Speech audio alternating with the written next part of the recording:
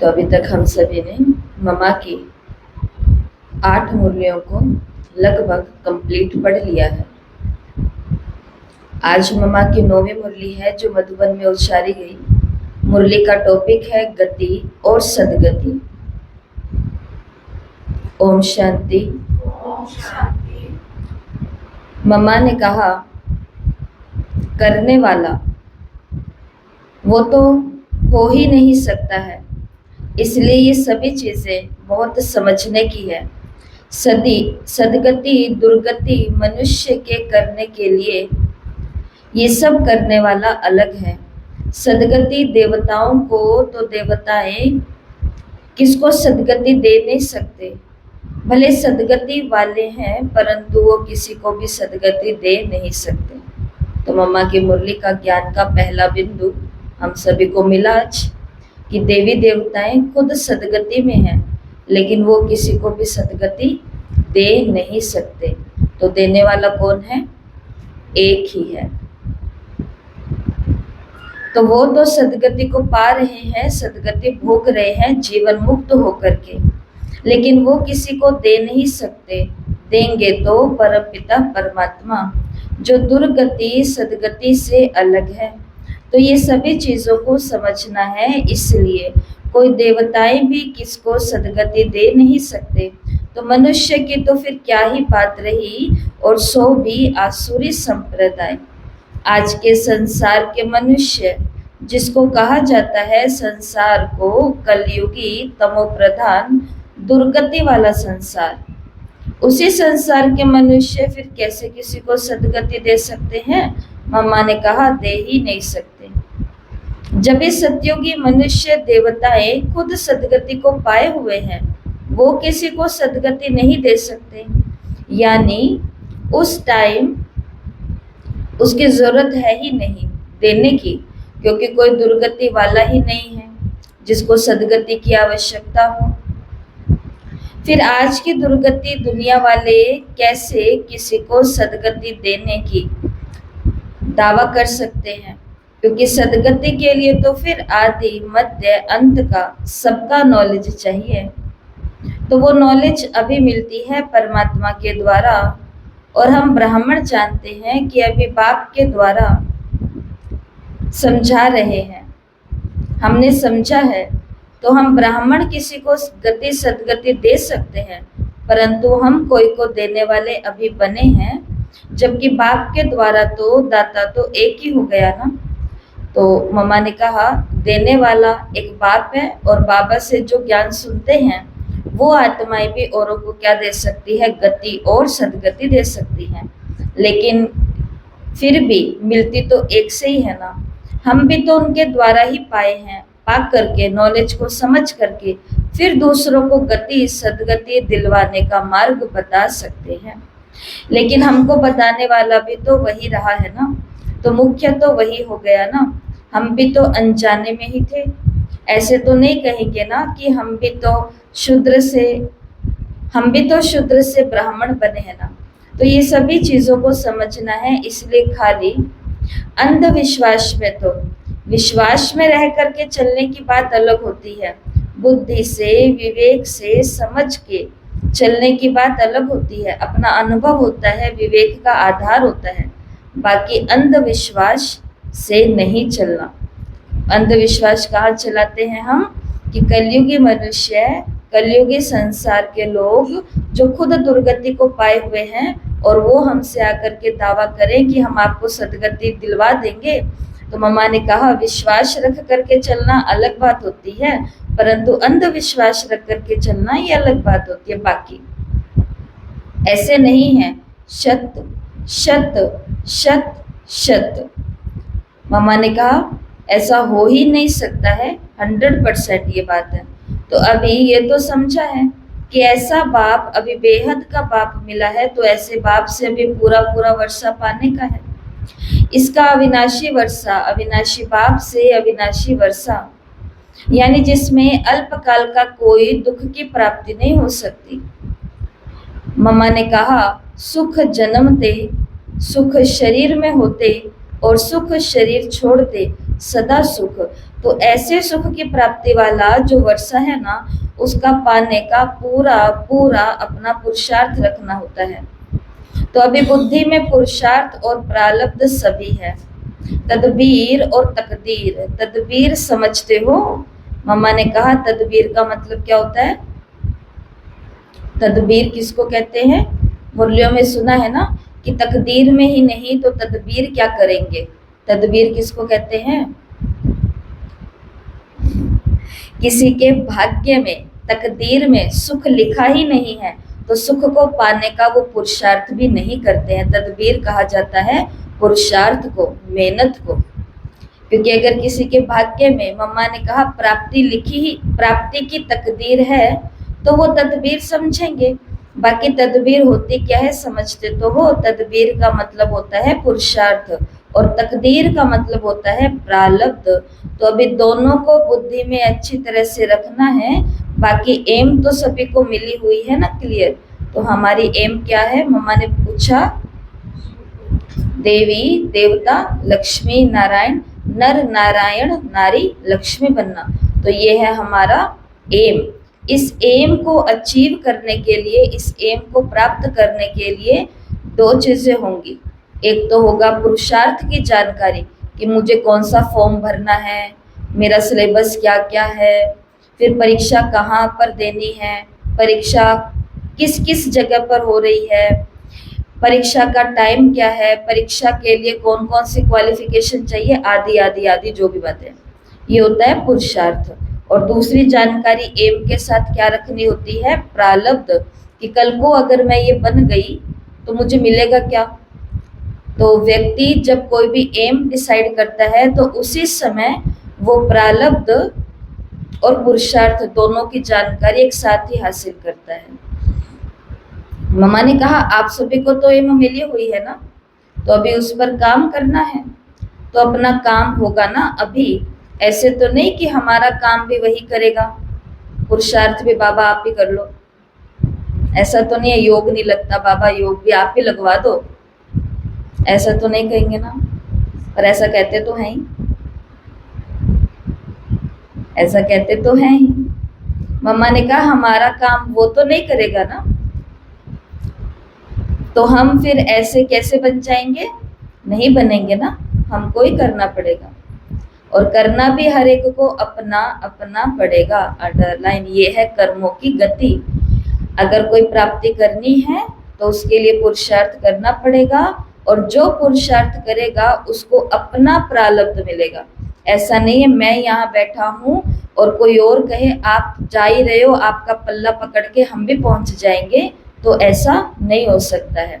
अगर उनको पहुंचाना है तो उनके लिए अलग पुरुषार्थ करना पड़ेगा, खुद को पहुंचाना है तो खुद के लिए हर आत्मा को अलग पुरुषार्थ करना पड़ेगा। मम्मा ने कहा जो करेगा सो पाएगा। ऐसा तो गीता में भी है कि जीव आत्मा अपना ही शत्रु है, जीव आत्मा अपना ही मित्र है। जो जैसा करेगा वो वैसा पाएगा, ना करेगा तो ना पाएगा। तो मित्र और शत्रु अभी हुआ ना। मम्मा ने बहुत प्यार से प्रश्न पूछा, तो अभी अपना क्या बनना है? मित्र बनना है कि शत्रु बनना है? मित्र बनना है। मम्मा ने कहा अभी क्या बनना है? शत्रु तो नहीं बनना ना, शत्रु तो बने ही थे। देखो शत्रु बने ना अपने, जो दुख और अशांति भोगी है फिर। तो अभी बाप कहते हैं अपना मित्र बनो। तो अपने साथ भी मित्र बनने का बाप बैठ करके सिखलाते हैं। खुद भी अपना मित्र बनो, और बाबा को भी हम अपना दोस्त कैसे बना सकते हैं, तो ये भी बाबा खुद बैठ करके सिखाते हैं। इसलिए कहते हैं सच्ची मित्रता भी कैसे करनी होती है वही मैं सिखाता हूँ। नहीं तो तब तलक एक दो के ऊपर कोई मित्रता जानते ही नहीं। वो तो समझते हैं, स्त्री समझती है कि हाँ पति की हम, स्त्री समझती है कि पति की हम बड़े अच्छे हैं, उनकी आज्ञा में है, फलाने फलाने हैं। पति भी समझ लेते हैं कि हम बाल बच्चे का, स्त्री का, सबका अच्छा करते हैं। मम्मा ने कहा ये फिर विकारों से हानि करते हैं ना, ये कोई जानते थोड़ी हैं कि हमारी हानि ही हो रही है। इस हानि को कोई महसूस भी नहीं करता, और कोई जानता भी नहीं है। नहीं तो देखो, ये भी पति पत्नी के विकार का संबंध विकारों से एक दो का हानि ही तो करते हैं, एक दो का गला काटते हैं, जैसे कि एक दो का मानो हानि करते हैं ना। लेकिन इस हानि का किसी को पता थोड़े ही है कि हम एक दो का नुकसान कर रहे हैं, हम एक दो का जीव घात कर रहे हैं जैसे कि। तो अभी तो पता पड़ा है ना कि ये घातक है। हम आत्मा की हानि यहाँ से होती है, तो अभी इस हानि से बाप ने आकर के बचाया है। इस महापाप करने से अभी बाप ने आकर के बचाया है। तो अभी पुण्य आत्मा बनना है ना। पुण्य आत्मा बनेंगे तभी तो पुण्य आत्माओं की प्रारब्ध सदा सुख को पाएंगे।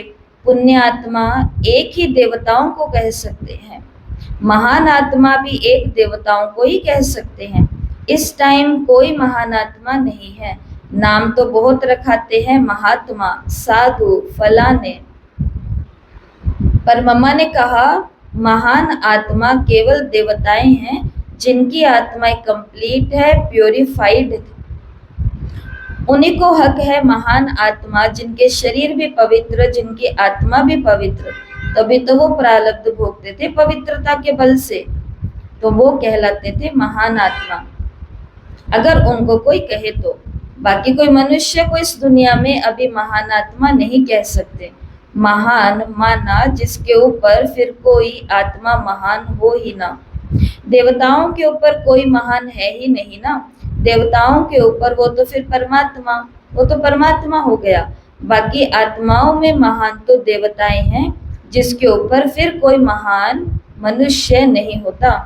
तो मनुष्य की कंप्लीट स्टेज और कंप्लीट स्टेटस जो है वो है देवता। तो कंप्लीट को ही महान कहेंगे, मम्मा ने कहा। तो ये अभी बाप बैठ करके समझाते हैं, बच्चे अभी मैं तुमको ऐसा बनाता हूँ, ऊंचे से ऊंचा मनुष्य, जिसके ऊपर कोई भी मनुष्य ना हो। तो मैं तुमको ऐसा मनुष्य बनाता हूँ जो ऊंचे से ऊंचा हो, क्योंकि मैं खुद ऊंचे से ऊंचा हूँ ना। तो जैसा बाप वैसे बच्चे, बच्चों को भी वो ऊंचे से ऊंचा बच्चा बनाएगा ना, ऐसा। तभी तो बाप की महिमा करते हैं, ऊंचे से ऊंचा भगवान, यानी वो अपने बच्चों को भी ऊंचे से ऊंचा बना देता है। तो ऐसे बाप की स्टेटस, ऐसा दूसरा कोई बाप लौकिक करके किसी को इंजीनियर बनाएगा, बैरिस्टर बच्चों को बैरिस्टर बनाएगा, डॉक्टर बनाएगा, बस ना, कोई स्टेटस तो बस ना, इतना ही है।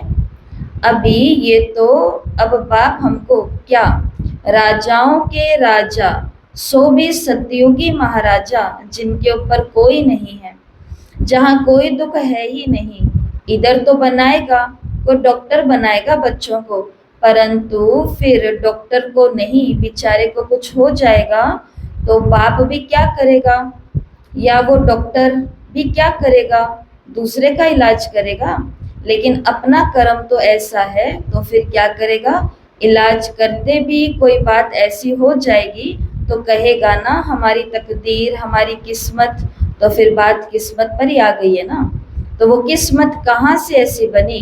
तो ये सभी चीजें बाप बैठ करके समझाते हैं, बच्चे वो बनाने की फुल पावर जो है ना, वो मैं देता हूँ। किस्मत बनाने की जो पूरी की पूरी ताकत है, वो बाप बैठ करके देते हैं कि किस्मत बनाओ।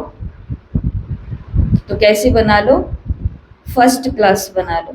तो वो फर्स्ट क्लास किस्मत माना महान आत्मा, देवता, जहाँ कोई दुखी नहीं होगा, जहाँ कोई बीमारी नहीं होगी, ऐसा अगर बनना है। तो बाबा ने कहा, मम्मा बता रहे हैं कि वो भी किस तरह बनाओ। तो अभी जब ही वो बनाने की तरकीब, बनाने का पूरा लक्ष्य पता चला है, तो उसको पकड़ते और अपना पुरुषार्थ करते रहना है। अच्छा, आज तो छुट्टी का दिन है ना, अभी बेंगलोर में आए, देखो कितना हो गया, 2.5, 3, पौना 3 मास कुछ हो गए। अच्छा, तो अभी इतना समय रहे, अभी इतना समय में आप लोगों का खजाना, पॉकेट, ये बुद्धि रूपी पॉकेट तो भरा। तो अभी हमको पता चल गया कि ये मुरली मधुबन में नहीं चली, मुरली के ऊपर तो मधुबन लिखा हुआ था, क्योंकि मुरलियाँ मधुबन से आई हैं, लेकिन ये मुरली वास्तव में मम्मा ने कहाँ बैठ कर के सुनाई है? बेंगलोर के अंदर, बेंगलोर की दादी हृदय पुष्पा दादी। तो मम्मा ने कहा कि मम्मा बेंगलोर में कब से हैं? लगभग 2.5-3 मास से, और इतने समय से वहाँ के बच्चे मम्मा से ज्ञान सुन रहे हैं। तो मम्मा ने कहा तो अभी तो आपका बहुत सारा खजाना, पॉकेट, बुद्धि रूपी पॉकेट भरा होगा अभी तो जो गाय होती है ना, गाय तो देखी है ना, कल ही सोमती अमावस थी, कल सभी ही गाय के पास गए हैं, तो गाय तो देखी है ना। तो वो जो गऊ होती है ना, वो घास खा लेती है, एक बार तो खा लेती है, फिर पीछे बैठ करके उसकी फिर उगाली करती है। उगारने का कुछ आप लोग अपनी भाषा में कुछ और कहते होंगे, हम तो उसे उगाली ही कहते हैं, ऐसा मम्मा कह रही है। तो आप लोगों ने अभी 2.5 मास में जितना भी घास तो खा लिया ना ज्ञान का, तो अभी उसको उगारना, तो इससे फिर ताकत बनेगी, दूध बनेगा। और गाय में दूध बनता है ना, आप तो दूध पीते हो ना, हाँ, तो अभी ये तुम बनाएंगे हर एक इंडिविजुअल अपने में मंथन जितना करेंगे ना, इसको बैठ करके एकांत में उसको फिर प्रैक्टिकल में लाना, तो जितना होगा फिर आप लोग भी दूसरे को दूध देंगे, कोई 1-2 की हानि नहीं, यानी सुख देंगे, सुख लेंगे। जो आत्मा ज्ञान का जितना मनन करती है, जो आत्मा ज्ञान का जितना मंथन करती है, उससे उसको ताकत मिलती है, माना ज्ञान का दूध तैयार होता है, और फिर वो आत्मा वो ज्ञान घृत बोलो या ज्ञान की शक्ति बोलो, औरों को भी देती है, और उससे दूसरे की हानि तो नहीं होती, लेकिन दूसरे को भी क्या मिलता है? सुख ही मिलता है। खुद भी सुखी रहेंगे और दूसरे को भी सुखी देंगे, शांति देंगे और सुख देंगे। तो आपका कोई काम रहा ही नहीं, किसी को दुख देने का तो अभी काम रहा ही नहीं है। सुख और शांति देना, सुख और शांति में रहना, तो ये है। फिर लोग कहेंगे कि हाँ, फिर गौ दूध देती है, इसलिए बाबा कहते हैं ना, जो दूध देने वाली कोई अच्छी गाय होती है ना, 8 सेर भी देती है, 10 सेर भी देती है। कोई गौ होती है जो 1 सेर भी देगी, वो भी देगी, तो वो भी डिफरेंट, सब में डिफरेंस होता है। तो देखो आप लोगों में भी कोई, तो देखो आप लोग भी कौन सी गौ बनोगे? 10 सेर वाली कौन सी बनेंगे? कोई गाय होती है, सेर का मतलब क्या होता है? लीटर, हाँ, लीटर किलो। तो मानो मम्मा बता रहे हैं कि कोई गाय होती है वो 10 किलो दूध देती होगी, कोई होती है वो 5 किलो देती होगी, कोई होती है कितना देती होगी? 1 सेर भी देती होगी, पर देती तो होगी ना। मम्मा ने कहा तो हमें भी ज्ञान का घास उगाली करनी है, स्वस्थ गाय बनना है, और फिर हम भी कितना दूध देने वाली हैं? 10। कि जो भी आए उसको हम सुखी बना दे, जो भी आए उसको हम ज्ञान से ताकतवर बना दे। इतना है हमारे अंदर ज्ञान का दूध, इतना हमने मंथन, चिंतन और मनन कर लिया कि हमारे अंदर योग ज्ञान की इतनी पावर आ गई। तो ये मम्मा बाबा जब पूछते हैं ना, तो उनका पूछना नहीं होता है, वो मीठा ताना होता है। उसमें 2 बातें होती है, एक मीठा ताना होता है और एक गाइडेंस होती है कि अगर अभी नहीं बने हो तो ध्यान दो बनने पर। मम्मा ने कहा अच्छा 10 सेर वाली, हाँ, तो ऐसी गौ बनना है जो अच्छा दूध दे, भला दूध दे। ब्रह्मा कुमारी कैसी होनी चाहिए? जो जब जहाँ जाए तो वहाँ भी ज्ञान की गंगा बहा दे, उसके पास कोई आए तो भी उनको ज्ञान में ही झुलाए, रमणीक खेल कराए। बाकी इसलिए मम्मा ने, आपने सुना होगा, मम्मा ने मुरली में थोड़ी देर पहले भी कहा, किसी को दुख देने का तो अभी हमारा काम रहा ही नहीं है। सुबह भी आपको मैं बता रही थी, अव्यक्त मुरली के अंदर बाबा ने 5 बातें बताई आज, कि बाबा के साथ में संबंध बना है हमारा, और ये संबंध बना रहेगा। ये संबंध 5 जगह काम आएगा। कौन कौन सी जगह काम आएगा? जब कोई तूफान आएगा, जब कोई बातें आएंगी, जब कोई प्रकृति की हलचल होगी, जब कोई लौकिक अलौकिक सरकमस्टांस होंगे, और 5वीं बात थी जब कोई मन के संकल्पों की तूफान आएगा। ये 5 बातें होंगी तो वहां पर एक मंत्र काम आएगा, और वो मंत्र क्या है? मेरा तो एक शिव बाबा, दूसरा न कोई, एक बल एक भरोसा। तो उस मुरली के अंदर जब दूसरा पॉइंट ये आया था कि बातें जो होती है ना, तो बातों के भी क्या आते हैं? तूफान आते हैं। तो सुबह आपको क्या बताया था कि बातें करना, बातें बनाना मनुष्य का क्या है? स्वभाव है। जब उसके पास कुछ करने के लिए नहीं है तो वो एक ही काम करेगा, और वो कौन सा काम करेगा? बातें। और जिस मनुष्य के पास मम्मा के अनुसार एम है, इसलिए मम्मा ने पूछ लिया तुम्हारे को एम तो पता है ना कि हमारा लक्ष्य क्या है? हम क्या लक्ष्य लेकर के 10 साल पहले, 20 साल पहले, 4 साल पहले, 2 साल पहले इन बाबा के घरों के गेट के अंदर घुसे थे? वो लक्ष्य तो हमें याद है ना। तो वो लक्ष्य था शांति, वो लक्ष्य था प्रेम का अनुभव करना है भगवान के, वो लक्ष्य था। बाद में पता चला कि अरे मेरे को तो देवता बनना है। तभी मम्मा ने कड़ी से कड़ी, मम्मा की मुरली बहुत गहरी है, मम्मा की मुरलियों की कड़ी 10-10 लाइनों के पीछे आपस में जुड़ रही है। इसलिए मम्मा ने पहले पूछ लिया कि आपको एम तो पता है। फिर 3-4 बातों के बाद में मम्मा ने पूछ लिया, फिर उसकी प्रारब्ध और उसका पुरुषार्थ तो पता है। फिर आगे जाकर के वो गऊ की बात कह दी कि ठीक है, अब तुम्हें एम भी पता है, तुम्हें पुरुषार्थ और प्रारब्ध भी पता है, तो अब क्या करना पड़ेगा?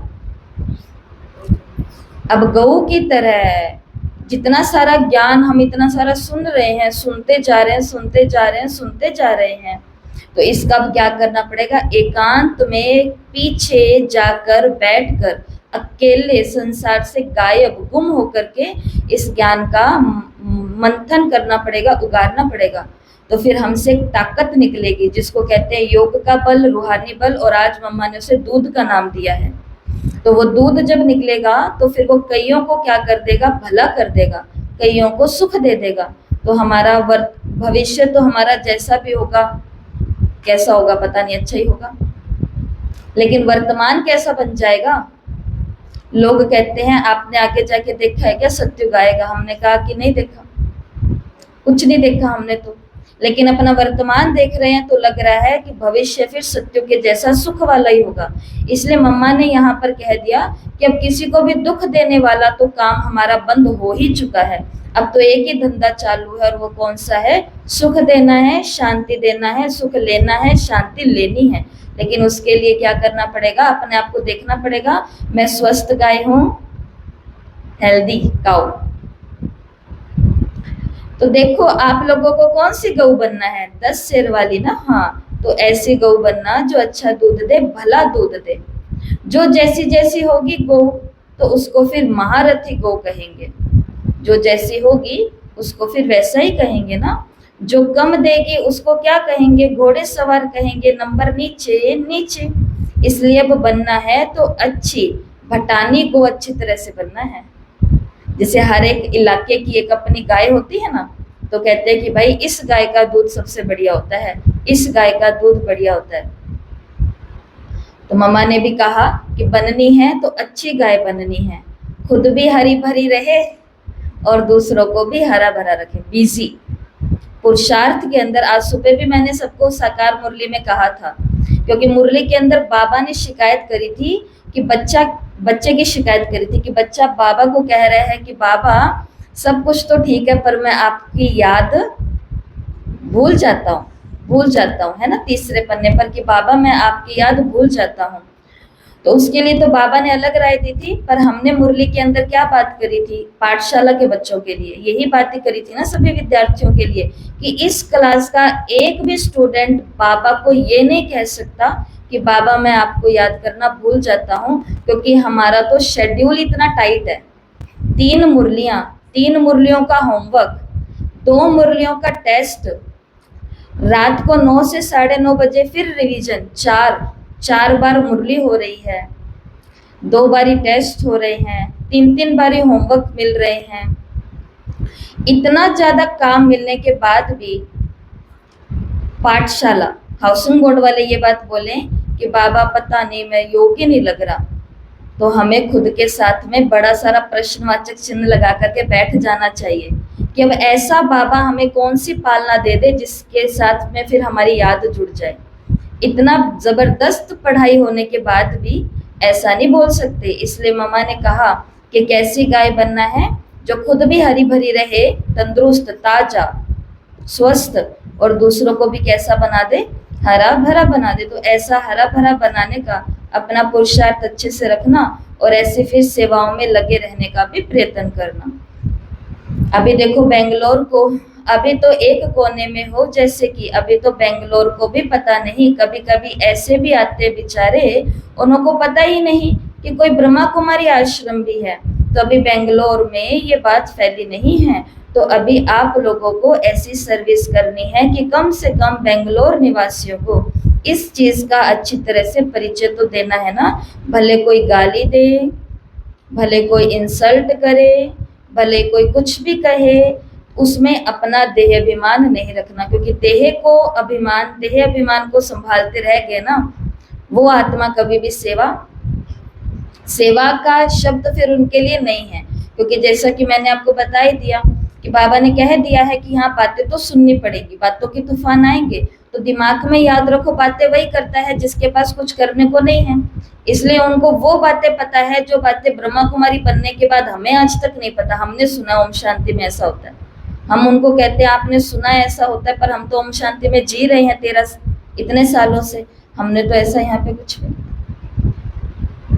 तो मम्मा ने कहा कि एक तो पढ़ाई का मनन करो, चिंतन करो, और दूसरा क्या करो, सेवाएं करो, गली गली घूमो, बेंगलोर में जाओ, कोई इंसल्ट करे, कोई गाली दे, कोई कुछ भी करे, अपना देह अभिमान नहीं रखना। ये तो थोड़ा सुनना सहना ही पड़ता है, परंतु हाँ फिर देख करके, ऐसे भी नहीं कि कहते हैं कि पात्र को देना है, पात्र नहीं है। ये गीता भी है, ये मेरा ज्ञान पात्र को देना। पात्र माना जो लायक है, जो सुने, जिसको जिज्ञासा है। जिसको जिज्ञासा ना हो, जबरदस्ती देंगे तो जबरदस्ती देने वाले के ऊपर भी बड़ा दोष चढ़ता है। इसलिए कहते हैं मेरे ज्ञान का ऐसा काम ना कर जो तेरा तिरस्कार करे, कराओ मत तिरस्कार। बाबा कहते हैं मेरे ज्ञान की इंसल्ट मत करवाओ। उस दिन भी आपको क्या कहा था कि एक माता ने बोला कि दीदी मेरी पड़ोस की माताएं कहती हैं कि अरे तुम तो रोज मुरली सुनने जाती हो, हमारी भी मुरली वाली सेवा कर दिया करो, हमें भी सुना दिया करो।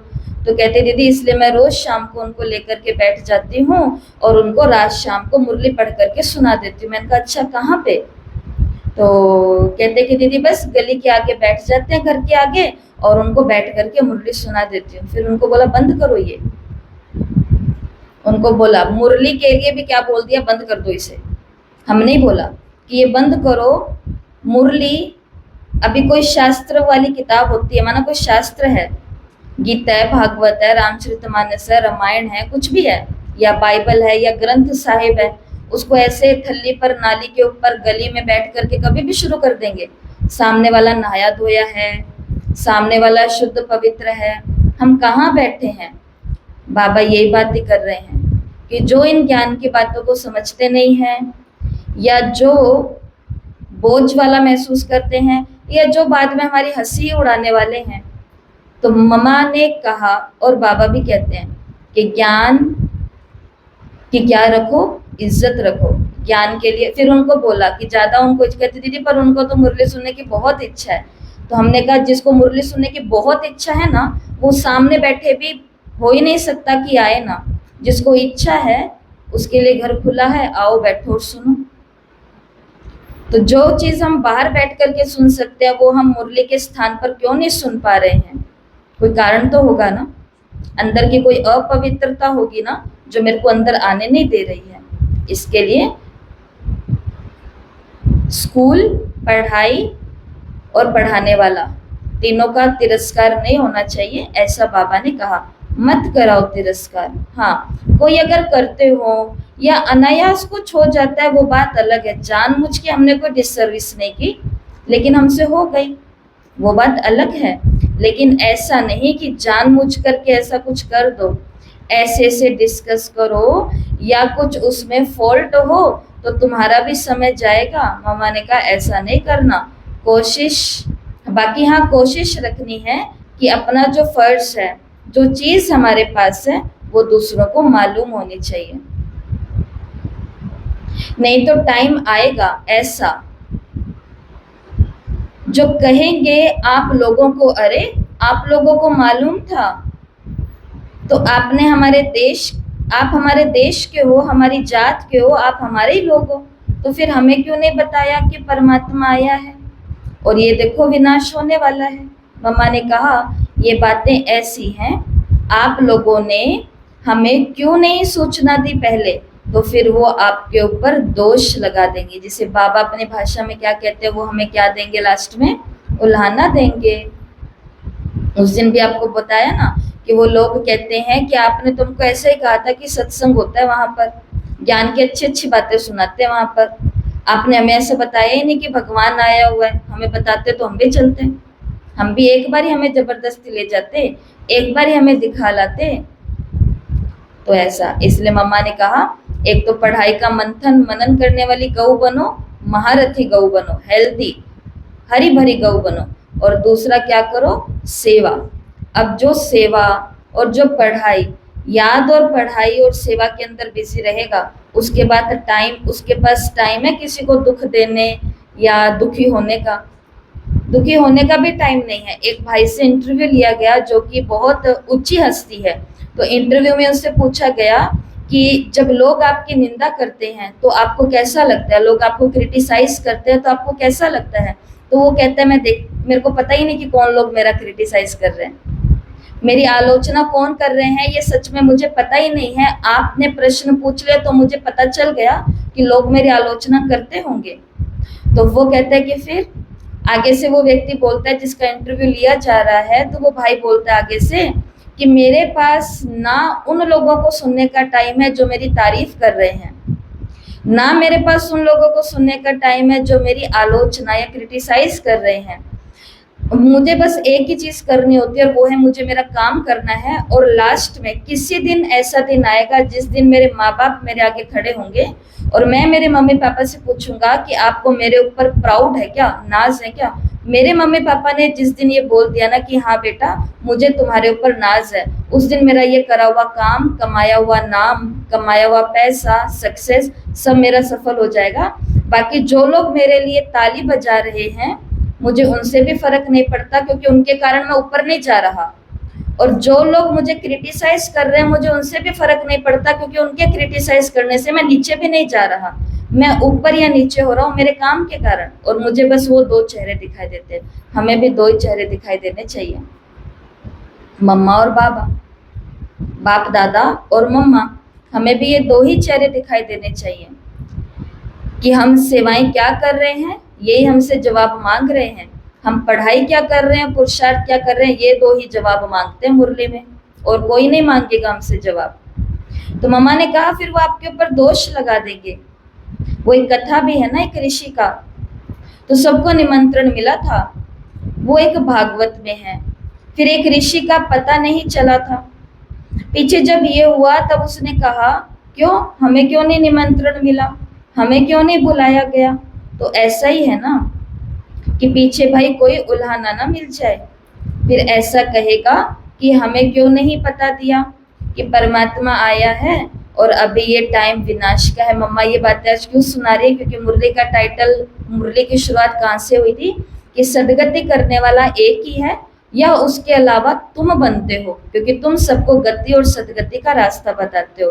तो सदगति का रास्ता बताने का मतलब है जो भी मिले उसको एटलीस्ट हम ये तो बताएं कि हमारे यहाँ पर ब्रह्मा कुमारी है, हमारे यहाँ पर ब्रह्मा कुमारी आश्रम है, हमारे यहाँ पर योग की क्लास चलती है, हमारे यहाँ पर भगवान आया हुआ है, ये सभी को ज्ञान सुनाया जाता है। तो मामा ने कहा यही तो है सदगति का मार्ग दिखाना, गति का मार्ग दिखाना। तो जब भी टाइम आएगा ना तो फिर दुनिया की आंखें तो खुलेगी, ये बात सभी को होश में रखनी, अंडरलाइन। परिचय दे दे करके छोड़ दो, वो नहीं आते, उनके कर्म अभी नहीं आए आने के। बता करके छोड़ दो। लेकिन जब विनाश का समय आएगा या उनके जीवन में बहुत बड़ी भूचाल और परिस्थिति आती है ना, उनकी आंखें अपने आप खुलती है, वो खुद चल करके पूछेंगे, अपने युगल से पूछेंगे कि तुम रोज क्या करते हो, योग मेरे को भी सिखा दो। वो अपनी अपनी माओ को कहेंगे कि मम्मी कहाँ जाते हो, हमें भी ले जाओ। वो अपनी अपनी बहुओं को कहेंगे कि क्या करते हो, हमें भी करा दो। दिया हुआ है तो दुनिया, टाइम आने पर दुनिया वालों की आंख खुलेगी। ये हम नहीं कह रहे हैं, ये मम्मा कहती हैं। लोग मानेंगे, लोग कहेंगे कि आप तो हमें पहले से ही कहते आ रहे हो। ये तो बात अभी देखने में आ रही है, तो पीछे अटेंशन जाएगा। कब जाएगा? मम्मा ने कहा जब थोड़ा हाहाकार होगा, समय नजदीक आएगा, तो वो लोगों की जरा आंख नजर में आएंगे ज्ञान, परंतु उस टाइम वो कुछ कर नहीं पाएंगे क्योंकि नाजुक समय आकर के पड़ेगा। अभी टाइम किसी को आकर के, उसी टाइम किसी को आकर के सुनना करना बड़ा मुश्किल है।